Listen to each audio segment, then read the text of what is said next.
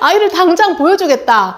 지금까지 그렇게 연락이 안 되다가 이제 와서는 아이를 보여주겠다고 난리가 난 겁니다. 면접교섭권을 이행하지 않는 거는 자녀의 권리를 침해하는 거다. 양육권까지 박탈될 수가 있는 겁니다.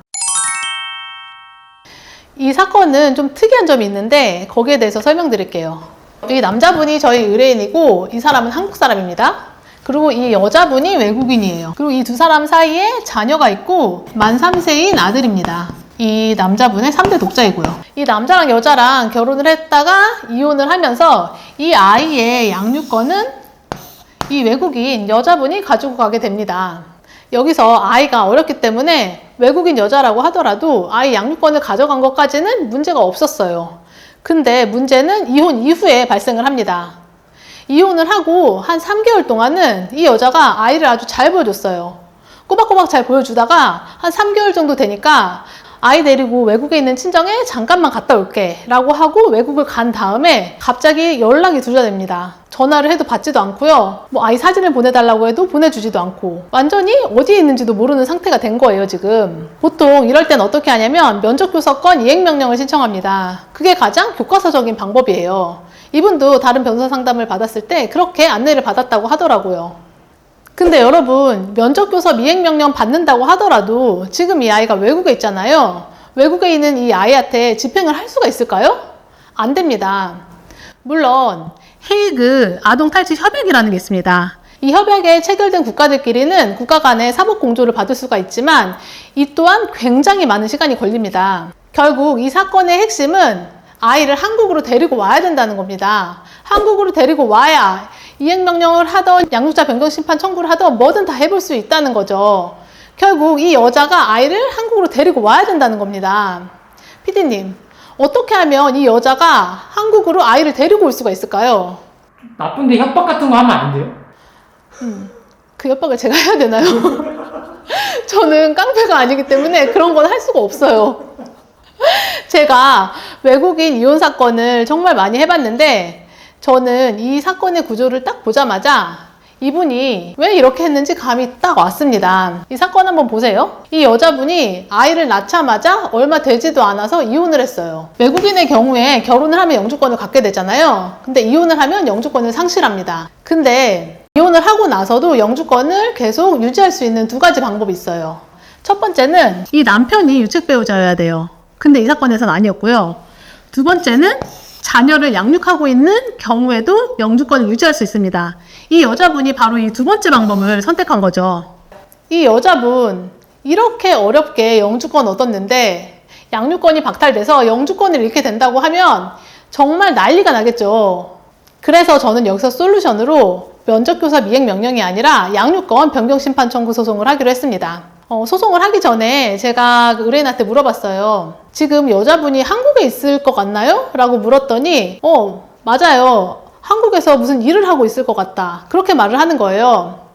그러면 지금 이 여자는 한국에 있고 이 아이만 외국에 있다는 건데 이것만 우리가 밝혀내면 이 여자에게 양육 의지가 없다, 양육 의사가 없다는 게 명백해질 테고 그럼 이건 무조건 승소 각이거든요. 근데 이거 어떻게 밝힐까요? PD님 어떻게 밝힐래요? 탐정을 고용해요. 왜 이렇게 탐정을 좋아해요? 탐정을 고용하지 않아도 됩니다. 저희는 그 소장을 넣으면서 출입국 관리소에 이 전처와 자녀에 대해서 출입국 관리 기록 사실 조회를 함께 신청했습니다. 출입국 기록 조회를 하면 이 여자가 언제 외국으로 나가고 다시 한국에 들어왔는지 그 조회 사실을 다 회신을 해줍니다. 이 아이에 대해서도 마찬가지고요. 그 회신 결과 제 예상과 딱 맞아 떨어지게 이 여자는 3개월 전에 아이만 외국에다가 보내놓고 자기 혼자 한국으로 들어와 있었던 상황이더라고요. 자, 이제 이 소장을 이 여자가 받게 됩니다. 이 여자분 이 소장을 받고 나서 어떻게 했을까요? 바로 외국에서 아이를 데리고 옵니다. 그리고 우리 의뢰인한테 전화해서 빨리 당장 아이를 봐라. 아이를 당장 보여주겠다. 지금까지 그렇게 연락이 안 되다가 이제 와서는 아이를 보여주겠다고 난리가 난 겁니다. 그리고 소송에서는 나는 절대로 양육권을 빼앗길 수 없다. 무조건 내가 양육을 해야 된다. 라고 하면서 강력하게 주장을 하죠. 자, 이 사건 판결 어떻게 됐을까요? 저희 의뢰인이 양육권자로 지정이 됐고요. 상대방으로부터 양육비까지 받게 됐습니다. 보통 이렇게 아이가 어린 경우에 아빠에게 양육권이 오는 경우 그렇게 흔하지가 않거든요. 근데 이 사건 저희가 예상한 대로 다 흘러갔고요. 상대방이 1심, 2심에서 아무리 주장을 해봤자 더 이상 그 상대방의 주장이 먹혀 들어가지 않는 거죠. 제가 재밌는 거 하나 더 말씀을 드리면 이 소송을 하면서 상대방 변호사가 저한테 그러는 거예요. 변호사님, 모든 일에는 순서라는 게 있는데 왜 면접교섭권 이행명령부터 신청해야지. 그리고 안 보여주면 양육권 변경심판 청구해야지. 양육권 변경심판 청구부터 하면 어떡합니까? 라고 하면서 저한테 막 열을 내더라고요. 근데 내 맘이지. 제 맘이죠. 제가 뭘부터 하든 저 법에 정해져 있습니까? 이게 만약 양육권 변경부터 했으니까 저희가 양육권을 가져올 수 있었겠죠. 피디님, 지금까지 제가 한 이 사건 이야기 듣고 무슨 생각이 들었어요? 사이다 같아요. 그쵸? 속 시원하죠? 근데 제가 이 얘기를 해드린 이유는 면접교섭권을 이행하지 않으면 양육권까지 빼앗길 수 있다. 이 얘기를 하기 위해서 지금 이 사건 이야기를 해드렸습니다. 대부분 많은 분들이 면접교섭권이 얼마나 중요한지를 잘 모르시더라고요.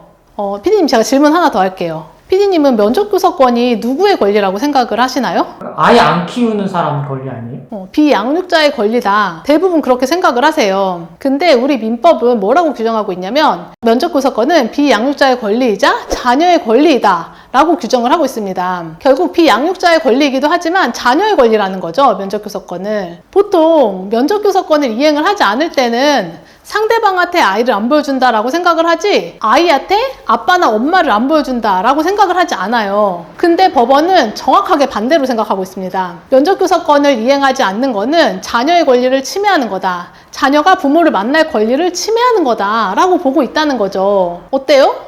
지금 생각하시는 거랑 법원에 보는 관점 너무 다르죠. 법원은 양육권을 볼 때 아이를 중심으로 봅니다. 근데 면접교섭권을 이행하지 않는 건 뭐예요? 자녀의 권리를 침해하는 거죠. 자녀의 권리를 침해하면 양육권까지 박탈될 수가 있는 겁니다. 물론 저는 그 아이를 보여주지 않는 마음, 그 마음도 충분히 이해를 합니다. 왜냐면 지금 저 사람 나한테 너무 나쁘게 했잖아요. 바람 폈죠? 나를 때렸죠? 또 거짓말도 했죠.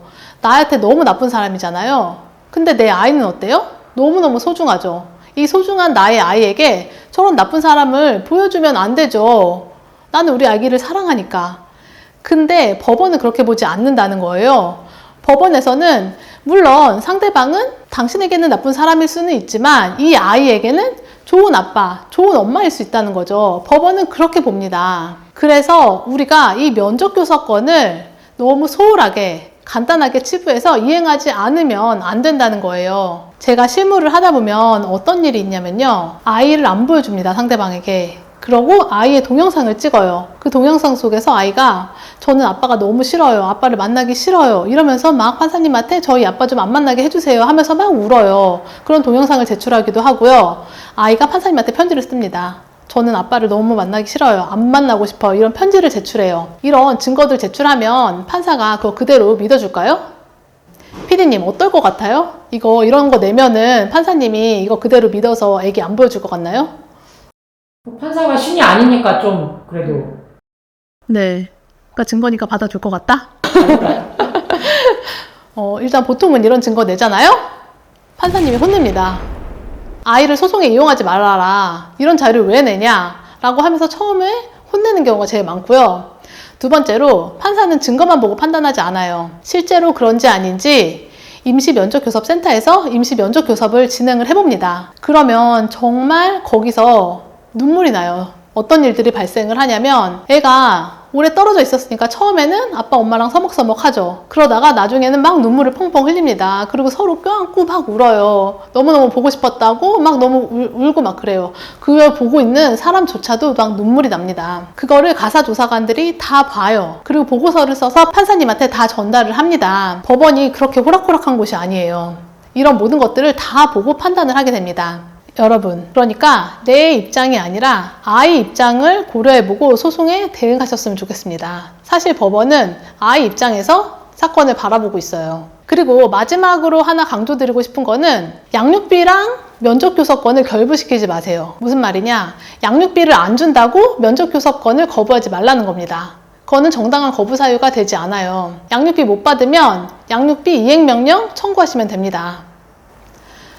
오늘 했던 말들 한번 요약을 해볼게요. 첫 번째, 면접교섭권은 비양육자의 권리이기도 하지만 자녀의 권리이기도 하다. 자녀의 권리를 침해하지 말라라는 겁니다. 그리고 두 번째, 면접교섭권을 이행하지 않으면 양육권까지 박탈될 수가 있습니다. 여러분, 제가 마지막으로 강조드리고 싶은 거는 양육권 사건은 누가 더 억울한지를 겨루는 시간이 아닙니다. 누가 아이에게 더 필요한 사람인지를 증명하는 시간입니다. 오늘 영상은 여기까지입니다. 감사합니다.